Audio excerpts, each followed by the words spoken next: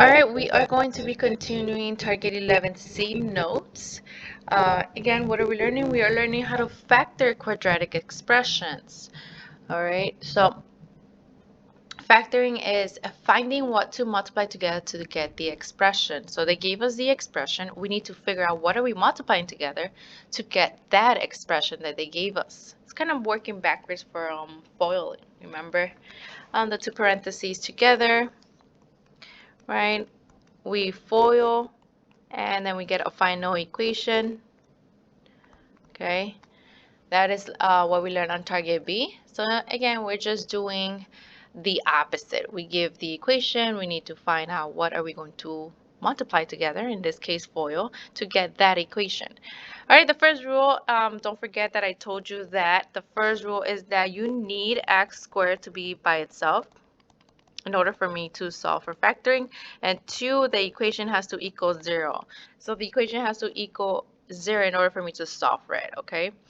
The first few problems from Target C Day 1 were the easiest because most of the problems were given to you that x squared was by itself. Now we're moving on to problems where it's not by itself and we need to create it by itself in order for us to use the MAF method.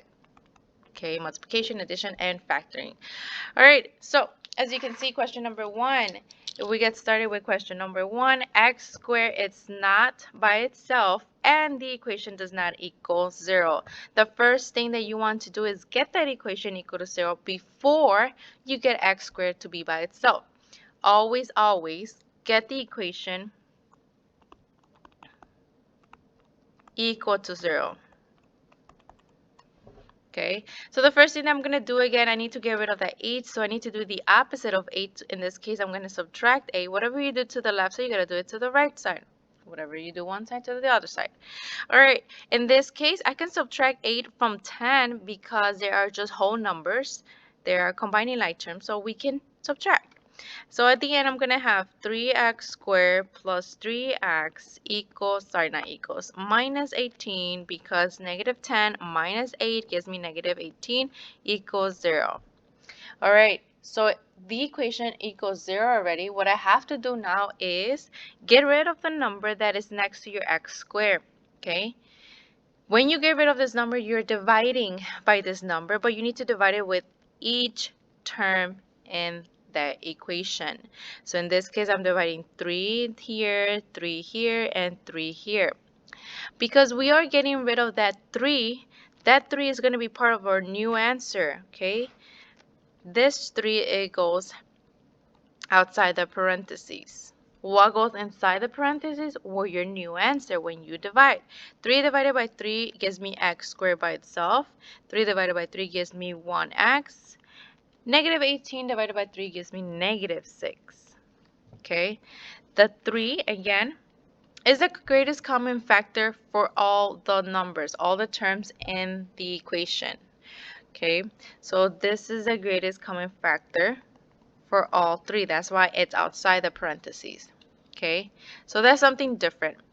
Now that I have x squared by itself, okay, x squared by itself, and it equals it equals to 0, I can go ahead and use the MAF method. What is my M? Is the number that doesn't have a variable. In this case is going to be, and let me switch my colors here, negative 6. So negative 6. And then I have my addition number. The addition number is always the one in the middle, so the one that has the 1x. So in this case, I have an imaginary 1, so it will be positive 1. Factors. Factors are the numbers that can get you to your multiplication. In this case, I need a number that's negative 6. This is where I told you to pay attention to your rules of multiplication. How do you get a multiplication of negative? How do you get an answer, okay, of negative 6? Well, you need to multiply a negative times a positive. That will give me a negative answer. The other rules of multiplication is that when you multiply positive times a positive, it gives you a positive answer. When you multiply a negative times a negative, it gives you a positive answer.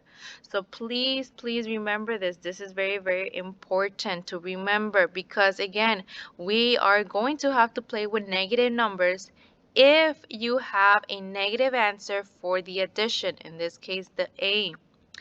In this case, we don't have a negative for the A, however, we do have a negative for the multiplication. So if I need an answer of negative, that means I'm going to do option 1. One of the numbers that I'm going to multiply has to be negative, the other one has to be positive. Well, let's get started. Okay, one numbers can multiply to give me 6. Well, I have 1 times 6, and 1 has to be negative, 1 has to be positive. So it could be negative 1 times 6, which gives me negative 6. But as you notice, negative 1 plus 6 doesn't give me 1. So obviously 1 and 6 doesn't work.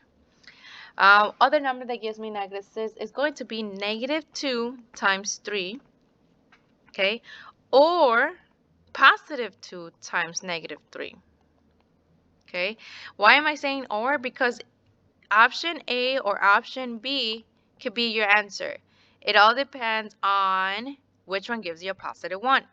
Okay, so let me just erase this. Well, let me just move it to over here. There you go.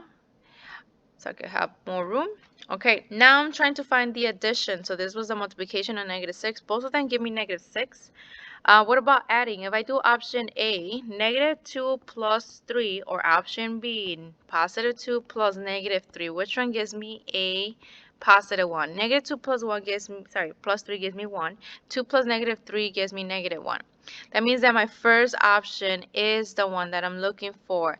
That means that the numbers I'm going to plug in into my answer are the ones that I'm multiplying or adding. In this case, negative 2 and negative 2 and 3 and 3. Those are the numbers that I use. So in that case, my final answer, okay, has to be like exactly what we've been doing. 2 parentheses, which both of them have 1x in both of them. And just plug in the numbers that you use. I use a negative 2 and a positive 3. However, the only difference here is that don't forget that we took this 3 out. So this 3 has to be part of your final answer. And don't forget it to set it equal to 0. So this right here is my final answer.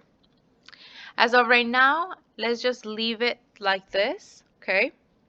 But you can figure out the same way that you figure out these zeros before. Before it was easy because we didn't have a number outside the parentheses, but now we do, so that technically it will be 3x minus 6 equals 0, and x plus 3 equals 0.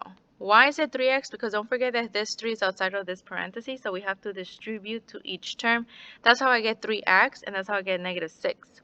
To solve for my zeros, again, this is to solve for zeros, okay? I'm going to solve for this. I'm going to have 3x equals positive 6. You divide by 3, so x equals 2. And I need to get rid of 3 on this one, so x will be negative 3. So there you go. I have my two zeros, positive 2 and negative 3. Okay? All right. So for problems like this, let's just get used to writing the factorization. That's what I really care about. I really don't care about the zeros yet. Okay, so let's just do how to factor.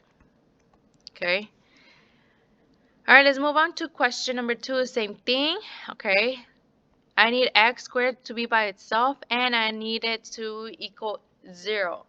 It does equal 0, but now I have 10x squared minus 90, and I'm going to move this over here so I can have space over here. Okay, the first thing I need to do is need to get rid of this 10 because I need x squared to be by itself, so I'm going to have to divide by 10 for all the terms. So then 10 goes outside. What goes inside my parentheses? My new answer. When I divide, 10 divided by 10 gives me x squared. Negative 90 divided by 10 gives me negative 9x. 180 divided by 10 gives me 18. All right, I'm using what's inside the parentheses to go ahead and do my MAF method. My M is 18 My A is negative 9. And my factors are the numbers I can multiply to get positive 18. Okay, again, look at the numbers that you have. You have one negative number. That means that if I'm going to multiply to get 18, I need to have numbers that will have a negative sign. Okay, the only two options for multiplication to get a positive is option A and option B. And I'm talking about these options right here, right? These will give me a positive answer. I need a positive times another positive. But if I multiply a positive times a positive, when I add a positive with another positive, I'm going to get a positive answer. So this might not work because I have a negative answer for addition. What might work is your negative. Negative times another negative will still give me a positive. And there you go. I have negative sign, so I might get a negative 9. So in this case, when I'm looking for numbers that multiply to 18, I'm looking for numbers that are both negative. And okay, so here we go. Numbers that multiply to 18, I have negative 2 times negative 9. Negative 2 times negative 9 gives me positive 18. Negative 2 plus negative 9 gives me negative 11. So this is not it. I'm going to have to keep going. Another number that gives me 218 is negative 3 times negative 6. That gives me positive 18. Negative 3 plus negative 6 gives me negative 9. So there you go. I found my answer. So my final answer, how am I going to write it? Again, two parentheses like we've been doing, nothing new. Okay. Both have an X. What am I putting in here? The numbers that I multiply and added. In this case, I multiply and added negative 3 with negative 6. Don't forget that this 10, we took it out, so it's part of our new answer. So my answer is 10 parentheses x minus 3 parentheses x minus 6 equals 0. And again, we're not worrying about the zeros just yet. All right, question number 3 is one of the questions that you guys messed up a lot in the first set of notes because you guys were using the MAF method right away without setting the equation equal to 0. So same thing here, we have to be careful. You cannot solve an equation if it's not equal to 0. So the first thing you always want to do is set it equal to 0. This one equals negative 10. So what am I going to do? Get rid of this 10 by adding 10. Whatever I do to one side, you're going to do it to the other side. Okay, plus 10 cannot be added to 2x squared or 12x. That means that it's going to create a polynomial, 3 terms. It only had 2, now it has 3, and it equals 0. The next step again is to get x squared by itself. So I need to divide by 2 to all of them. Again, 2 goes outside the parentheses. What goes inside? My new answer. 2 divided by 2 gives me x squared by itself. 12 divided by 2 gives me 6x. 10 divided by 2 gives me 5. And I go ahead and solve for this by using MAF now. Oops.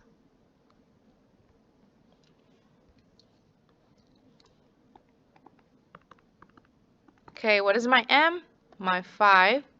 What is my A? My 6. What are my factors? Well, these all have to be positive because I have a positive answer for multiplication, a positive answer for addition. So, what numbers give me 5? 1 times 5 gives me 5, and 1 plus 5 gives me 6. So my final answer for this will be 2, my 2 parentheses, x plus 1, and x plus 5. Question number 4 is the same thing, okay? You do have to set it equal to x squared by itself. But the first thing you want to do for this one, since it's not a polynomial, is move the number to the right side and have x squared be by itself. Just like the problem we did on the first state of notes. So I'm going to move it by doing 2x squared equals positive 98. When you divide by 2, because remember I need x by itself, x squared by itself, I'm going to get 49. I already know how to get rid of x squared by doing the radical. So x is going to be plus or minus 7. Same thing as we did on the first set of notes.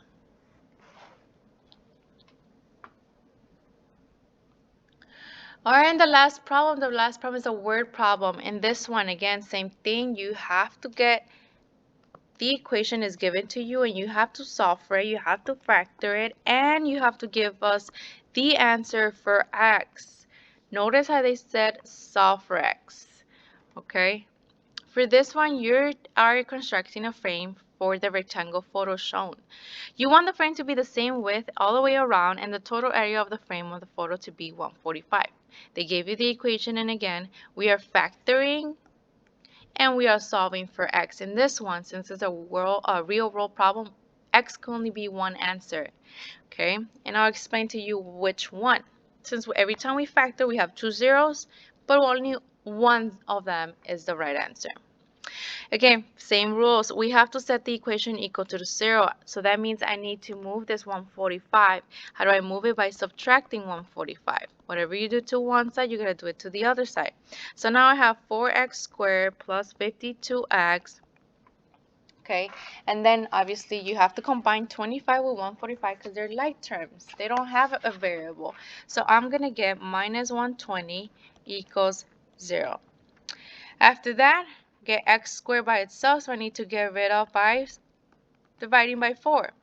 4 goes outside. What's inside the parentheses? My new answer, which in this case is going to be x squared plus 52 divided by 4 gives me 13x. 120 divided by 4 gives me negative 30. Now that I have x squared by itself, I can go ahead and do the math problem here. My multiplication negative 30 and my addition is positive 13. Again, factors. I need an answer that gets me a negative. How do I get that? Multiplying. Well, you multiply one number that is negative, the other one has to be positive. So here I have, for example, 2 times negative 15 will give me negative 30. Or negative 2 times positive 15 gives me negative 30. Which of these options will work when you add? Well, let's try it out. 2 plus negative 15 or negative 2 plus 15. This will give me negative 13 and this one will give me positive 13. So option 2 is my answer. So how would I write this as my final answer? I would write my two parentheses, x and x. One number that I use, negative 2. One number that I use, positive 15. Just don't forget that you have this 4 right here. Okay, and this is like problem number 1 where we need to solve for the zeros. Set each parenthesis equal to 0. So 4x minus 2 equals 0. X plus 15 equals 0. And I need to solve for both of them. For this one, I'm going to have 4x equals positive 2. Sorry, not 2. It's going to be negative 8. I forgot to distribute. So I'm going to have positive 2. You're going to divide by 4. So x equals 2. Next, x with this one will be just negative 15 because I have to switch it to the other side. So I have two answers, but which one is going to be my final answer? It's going to be x equals positive 2. Why? Because this is a real world situation. I don't know if you guys have ever measured anything and ever seen someone say, hey, this measures negative 15 feet square. No, right? Or hey, this is negative 6 inches. We never use negatives when we're measuring. So that's why my only answer for this is x equals 2. So they told you to factor. This is my final answer for my factor. And then what is your answer for x? Positive 2. Some of you guys might answer or might ask, does it matter if we write 4 parentheses x plus 15 and then x minus 2? Nope, it doesn't matter. Even when you distribute this and then you solve for x, still going to give you x equals positive 2, and this one will give you x equals negative 15. So it doesn't matter what order you use. Okay. For the real world situations, we don't want 2 zeros, just 1. So just give me one answer for x. Remember, we're always looking for the answer that is positive.